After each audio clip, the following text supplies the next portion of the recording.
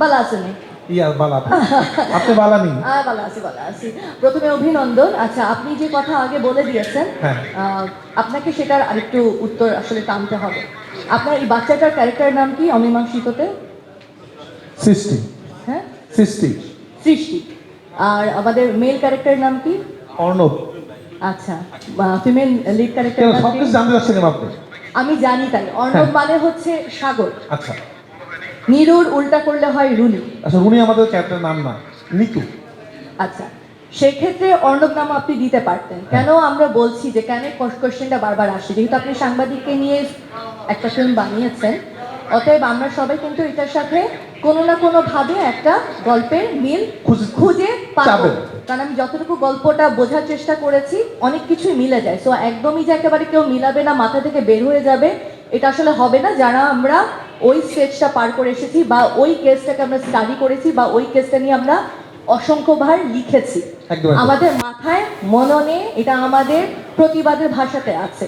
তো সেক্ষেত্রে যেটা হচ্ছে, আপনি যদি একটা ফিকশনও করে থাকেন, আপনি আমার খুবই প্রিয় পরিচালক। আপনি যেটা বললেন না যে ক্রাইম রিপোর্টারদেরকে অনেক থ্রেট খেতে হয়, আমরাও কিন্তু অনেক কথা শুনি কিভাবে আপনি আমার বিরুদ্ধে কথা বলছেন, আমি আপনাকে আর ইন্টারভিউ দিব না, আপনাকে আর ডাকবো না। বিষয়টা ওরকম না। আমি আপনার ভালো চাই বলি আমি আপনাকে কোয়েশ্চেনটা করছি, আপনি আমার প্রিয় বলে আমি আপনাকে কোয়েশ্চেনটা করছি। সেটা হচ্ছে, আমরা যখন এই ওয়েব ফিল্মটা দেখবো, হ্যাঁ, আপনি কি শেষ করেছেন আমি জানি না, এন্ডিংটা কি শেষ আমি জানি না, বাট যে দুজন সাংবাদিককে আমরা হারিয়েছি একটি এমন একটা ঘটনায়, যেই ঘটনাটার এখন পর্যন্ত কোনো মীমাংসা হয় নাই, সেই চরিত্র দুটির প্রতি জানা অবস্থায় বা অজ্ঞানে আমরা কোনো ধরনের ইনজাস্টিস দেখবো কিনা। কারণ এটা কিন্তু আপনারও একটা দায়িত্বের মধ্যে পড়ে। আমি জানি আপনি ফিকশন করছেন, আমরা কিন্তু মিলাই ফেলবো। Number 1 question. নাম্বার 2, আমরা খুব স্পেসিফিক দুটো কোশ্চেন।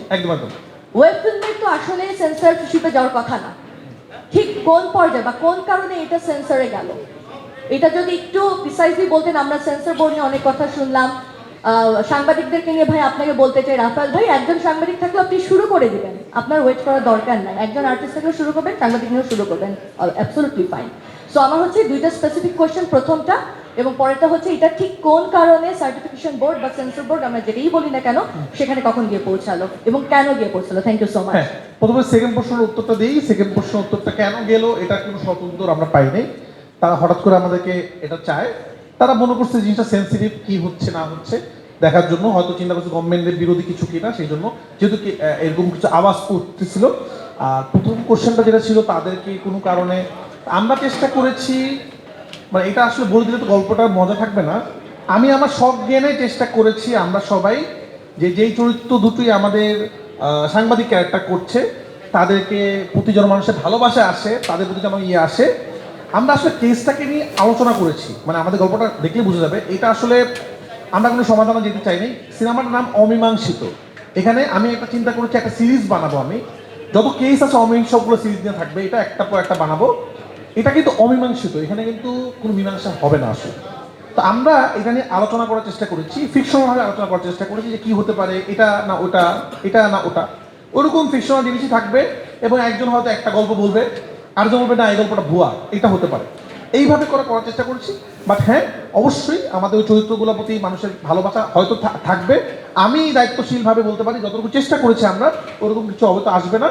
এখন কেউ যদি খুবই টেকনিক্যাল, এখন আমাদের একটা সিনেমা বানাতে গেলে কি হয়, আমাদের একটু প্রেম লাগে, একটু ভালোবাসা লাগে, একটা ভালোবাসা গান লাগে।